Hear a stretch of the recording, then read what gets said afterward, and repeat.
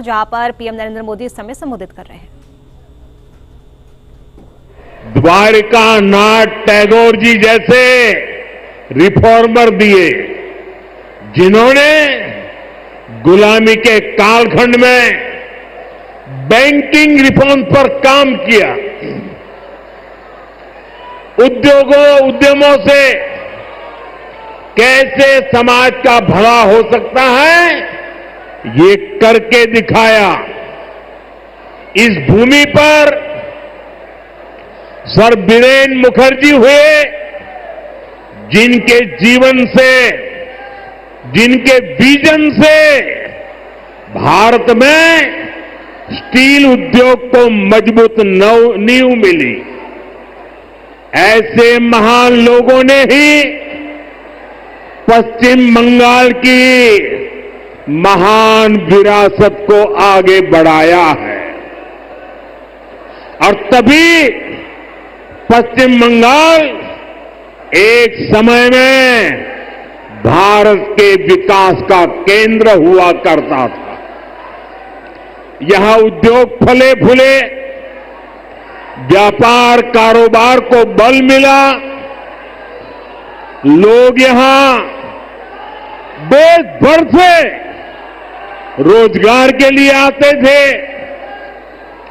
लेकिन आज स्थिति पूरी तरह उलट गई। आज पश्चिम बंगाल का नौजवान पलायन के लिए मजबूर है।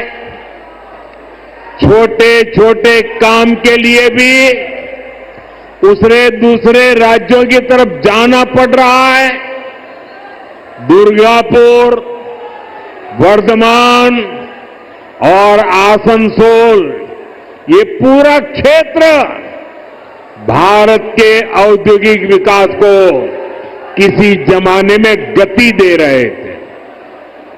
लेकिन आज यहां नए उद्योग लगने के बजाय जो है उसको भी ताले लग रहे हैं। साथियों, हमें बंगाल को इस बुरे दौर से बाहर निकालना है और आज जो परियोजनाएं यहां शुरू हुई हैं, वो इसी का प्रतीक है। बंगाल बदलाव चाहता है। बंगाल विकास चाहता है। बांग्ला परिवर्तन चाहे, बांग्ला उन्नयन चाहे। साथियों, बंगाल के प्रबुद्ध लोग जानते हैं कि 21वीं सदी का ये समय नई टेक्नोलॉजी का है। बंगाल के उद्योगों को भी नई टेक्नोलॉजी की जरूरत है। आज जो गैस आधारित इकोनॉमी का काम आगे बढ़ रहा है, स्टील प्लांट को आधुनिक टेक्नोलॉजी से लेस करने का काम हुआ है, वो भारत सरकार की इसी सोच का नतीजा है। दुर्गापुर कोलकाता गैस पाइपलाइन से यहां के उद्योगों को नया जीवन दान मिलेगा। ये जो गैस पाइपलाइन है, इस पर केंद्र की भाजपा सरकार हजारों करोड़ रुपए खर्च कर रही है ताकि यहां सीएनजी वाली गाड़ियां चल पाए, आपके पैसे बचे, यहां नए नए कारखानों को बल मिले और सबसे बड़ी बात, इससे बंगाल के नौजवानों के लिए रोजगार के नए मौके बनेंगे। साथियों, आजादी के अनेक दशकों तक पश्चिम बंगाल के लाखों परिवारों के लिए गैस कनेक्शन एक सपना था। बीते सालों में ऐसे परिवारों को गैस कनेक्शन मिला। अब हमारा प्रयास है कि बहनों के किचन में, रसोई घर में जैसे नल से पानी आता है, वैसे ही पाइप से सस्ती गैस आपके किचन तक पहुंचे। अभी कुछ देर पहले जो कार्यक्रम हुआ है वो आपका जीवन भी आसान बनाएगा और यहां उद्योगों को भी गति देगा। साथियों, मैं आज आपको पश्चिम बंगाल के नौजवानों को ये यकीन दिलाने आया हूं, बंगाल की बदहाल स्थिति को बदला जा सकता है। बीजेपी सरकार आने के बाद कुछ ही वर्षों में पश्चिम बंगाल देश के टॉप इंडस्ट्रियल राज्यों में से एक बन सकता है। ये मेरा दृढ़ विश्वास है और मेरे इस विश्वास का कारण है पश्चिम बंगाल में समर्थ और प्रतिभाशाली मेरे नौजवान भाई बहन हैं। यहां नदियां भी हैं और समंदर भी है। पश्चिम बंगाल सैकड़ों वर्षों से इंपोर्ट एक्सपोर्ट का केंद्र रहा है। यहां पोर्ट का बहुत बड़ा नेटवर्क है।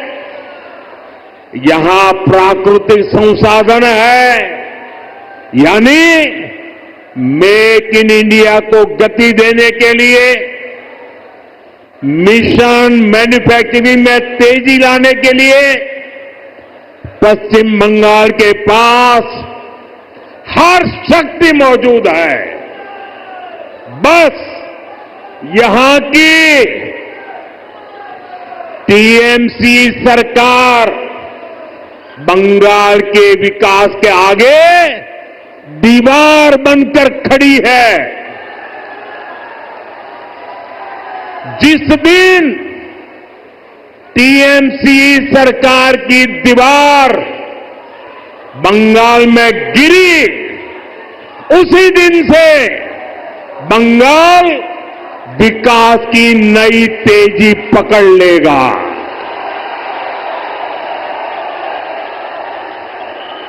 टीएमसी की सरकार जाएगी तभी असली परिवर्तन आएगा। टीएमसी जावे तबे আসল परिवर्तन আসবে। साथियों, विकसित भारत बनाने में पश्चिम बंगाल की बहुत बड़ी भूमिका होने वाली है। इसी संकल्प के साथ बीजेपी आपका आशीर्वाद मांग रही है। आप अपने आसपास देखिए, असम में लंबे समय बाद बीजेपी को अवसर मिला। आज असम तेज गति से प्रगति कर रहा है। बगल में त्रिपुरा की क्या स्थिति थी, ये भी किसी से छुपी नहीं है। आज बीजेपी सरकार त्रिपुरा को विकास की नई रफ्तार दे रही है। अब ओडिशा में भी भाजपा सरकार बन चुकी है। आप देखिएगा, ओडिशा भी बहुत जल्द देश के सबसे तेजी से विकसित होने वाले राज्यों में से अपनी जगह बना लेगा। इसलिए भाजपा की तरफ से मेरा यह आग्रह है कि आप एक बार भाजपा को अवसर दें, एक ऐसी सरकार बनाएं जो ईमानदार हो, कामदार हो और दमदार हो।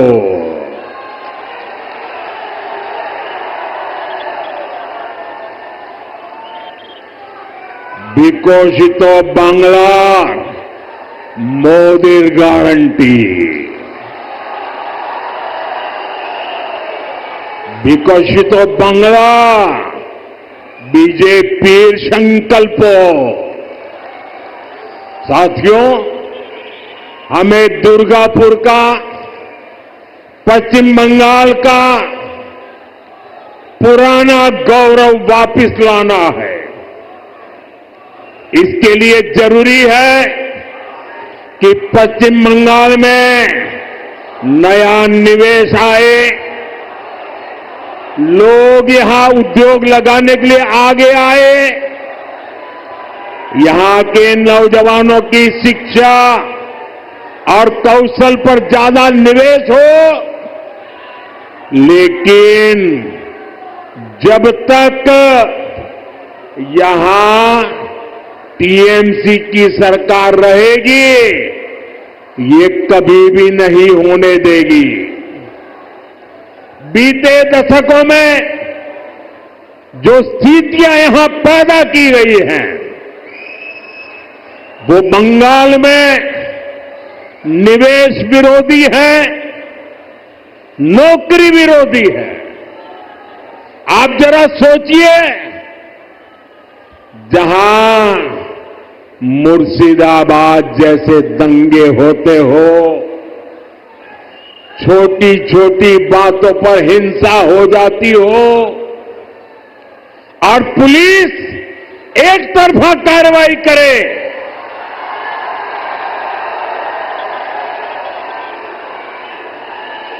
जहां न्याय की कोई उम्मीद ना हो, वहां कोई कैसे निवेश कर सकता है? यहां की राज्य सरकार लोगों की जान और उनकी दुकान की सुरक्षा नहीं कर सकती, तो निवेशकों को भी चिंता होती है। मैं जानता हूं कि पश्चिम बंगाल में जितनी संभावनाएं हैं, उनको देखते हुए दुनिया भर के निवेशक यहां पैसा लगाने आना चाहेंगे। लेकिन जब वो यहां सिंडिकेट राज देखते हैं, वे देखते हैं कि कैसे यहां उगाही होती है, बिजनेस करने वालों से पैसे मांगे जाते हैं, कैसे टीएमसी के लोग धमकाते हैं, तोड़फोड़ करने की, काम बंद करने की धमकियां देते हैं, तो वो भी डरकर भाग जाते हैं। ये जो टीएमसी का गुंडा टैक्स है, ये बंगाल में निवेश को रोकता है। यहां संसाधनों पर माफिया का कब्जा है, वो बंगाल में निवेश को रोकता है।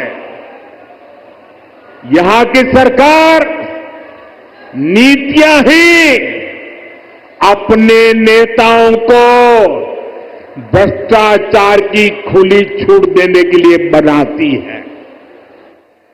कब कौन सी नीति पलट दी जाए, इसकी भी कोई गारंटी नहीं।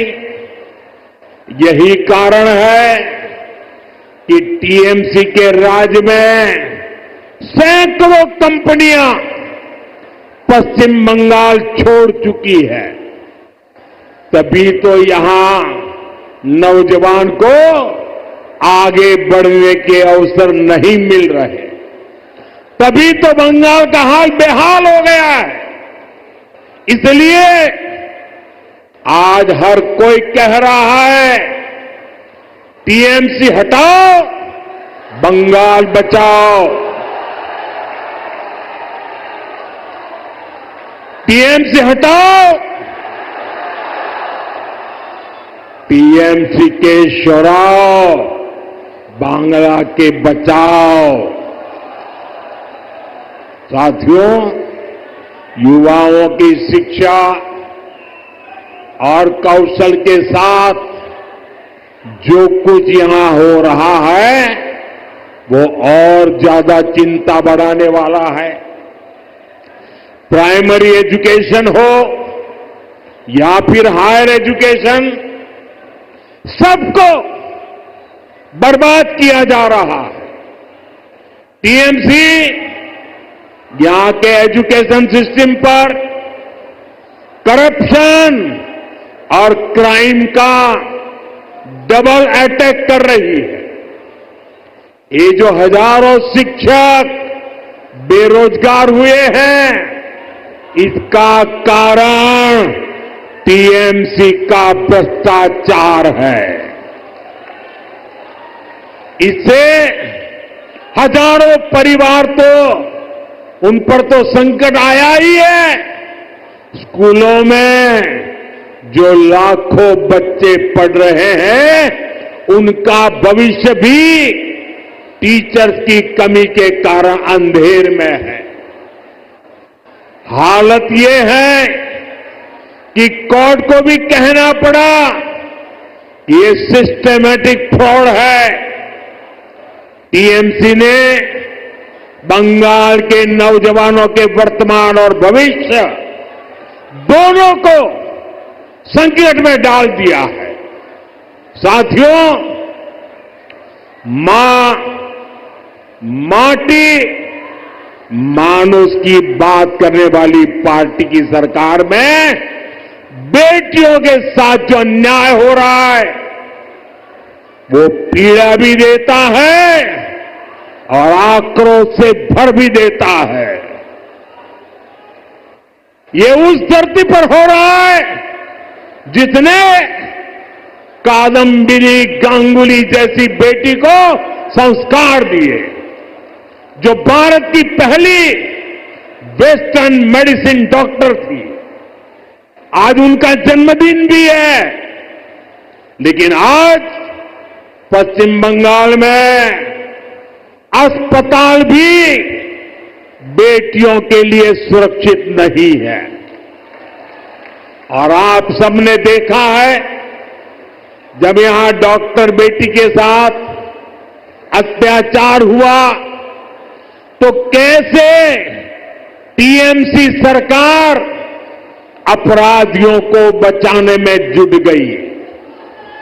इस घटना से देश अभी बाहर निकला भी नहीं था कि एक और कॉलेज में एक बेटी के साथ भयंकर अत्याचार किया गया। इसमें भी जो आरोपी है उनका कनेक्शन टीएमसी से निकला है। टीएमसी के बड़े नेता, मंत्री आरोपियों के बजाय पीड़ित को ही दोषी ठहराते रहे। ऐसे कई उदाहरण हैं जो टीएमसी की निर्ममता के साक्षी है। हमें मिलकर के बंगाल को इस निर्ममता से मुक्ति दिलानी है। साथियों, पश्चिम बंगाल भारत की सांस्कृतिक विरासत की भी आत्मा है। आज प्रसिद्ध बांग्ला कवि विष्णुदेव जी का भी जन्म दिवस है। बांग्ला भाषा को समृद्ध करने में उनका बहुत बड़ा योगदान रहा है। टीएमसी और लेफ्ट ने सालों तक दिल्ली में कांग्रेस के साथ मिलकर सरकार चलाई। इस दौरान इनको बांग्ला भाषा की याद तक नहीं आई। ये भाजपा सरकार है जिसने बांग्ला को शास्त्रीय भाषा का दर्जा दिया। ऐसा करके हमें बांग्ला साहित्य की सेवा करने वाले विष्णु डे जी जैसे अनेक साहित्यकारों को भी श्रद्धांजलि दी है। साथियों, भाजपा ऐसी राष्ट्रीय पार्टी है जिसका बीज बंगाल की मिट्टी में पनपा है। भाजपा की वैचारिक नींव को बंगाल के सपूत डॉक्टर श्यामा प्रसाद मुखर्जी ने अपने खून से सींचा है। डॉक्टर मुखर्जी ने एक देश एक संविधान का जो सपना देखा, वही भाजपा का संकल्प बना और उसे हमने पूरा करके भी दिखाया। भाजपा बांग्ला भाषा को प्रेरणा, परंपरा और पहचान का माध्यम मानती है। भाजपा के लिए बांग्ला अस्मिता सर्वोपरि है। देश में जहां भी भाजपा है, वहां बांग्ला का सम्मान है, पश्चिम बंगाल के लोगों का सम्मान है। लेकिन यहां पश्चिम बंगाल में क्या हो रहा है? यहां टीएमसी ने अपने स्वार्थ में पश्चिम बंगाल की पहचान को भी दांव पर लगा दिया है। इसके लिए यहां घुसपैठ को बढ़ावा दिया जा रहा है। घुसपैठियों के फर्जी कागज बनाए जा रहे हैं। इसका एक पूरा इकोसिस्टम यहां डेवलप किया गया है। ये पश्चिम बंगाल की देश की सुरक्षा के लिए खतरा है। ये बांग्ला संस्कृति के लिए खतरा है। लेकिन तुष्टीकरण के लिए टीएमसी हर हद पार कर रही है। आज जब देश के सामने टीएमसी की साजिशें उजागर हो गई है, तो उसने घुसपैठियों के पक्ष में नई मुहिम शुरू कर दी है। ये देश के संविधान को संवैधानिक संस्थाओं को भी चुनौती दे रहे हैं। टीएमसी अब उनके समर्थन में खुलकर उतर आई है।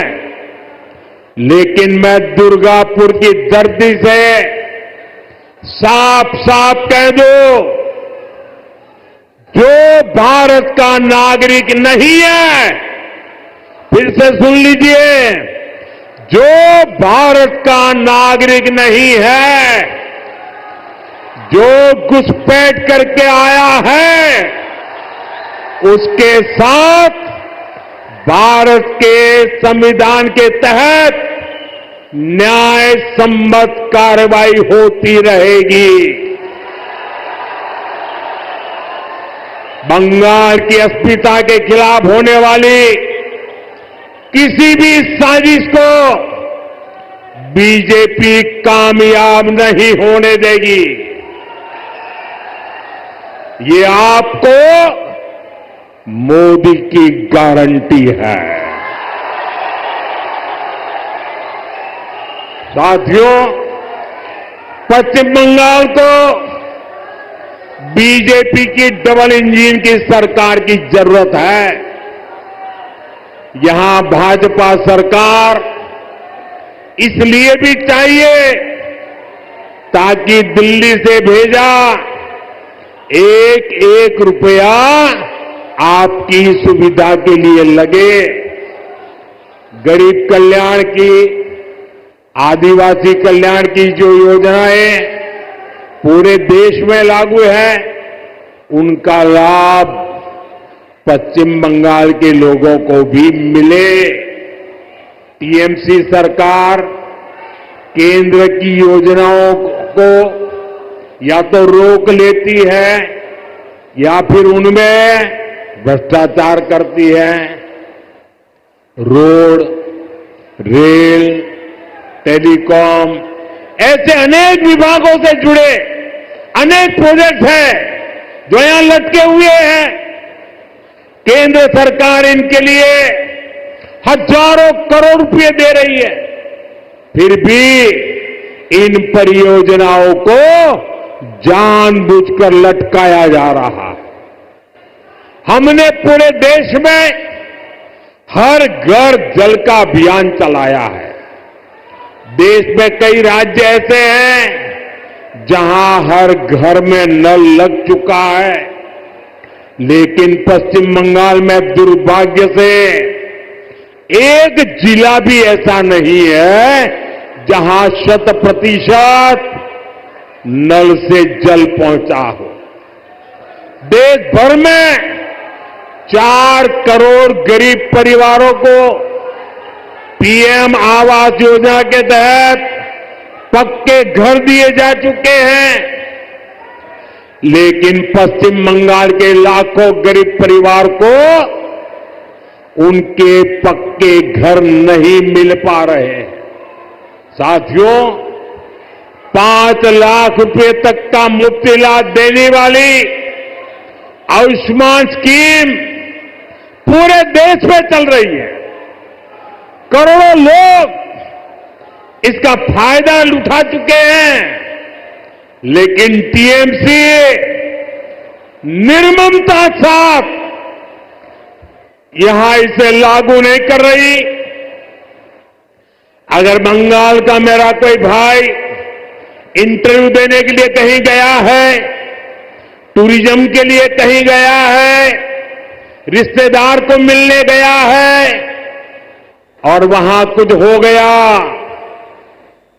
तो उसको आयुष्मान कार्ड के अभाव में वहां मुफ्त इलाज नहीं मिल। पश्चिम बंगाल के दुर्गापुर से पीएम नरेंद्र मोदी को आप सुन रहे थे। तमाम बड़ी बातें उनकी तरफ से कही गई है। टीएमसी को उन्होंने आड़े हाथों लिया। उन्होंने कहा कि बंगाल में बेटियों के साथ अत्याचार हो रहा है, बंगाल अब बदलाव चाहता है, बंगाल अब विकास चाहता है। टीएमसी के नेता इन अत्याचारों में शामिल है।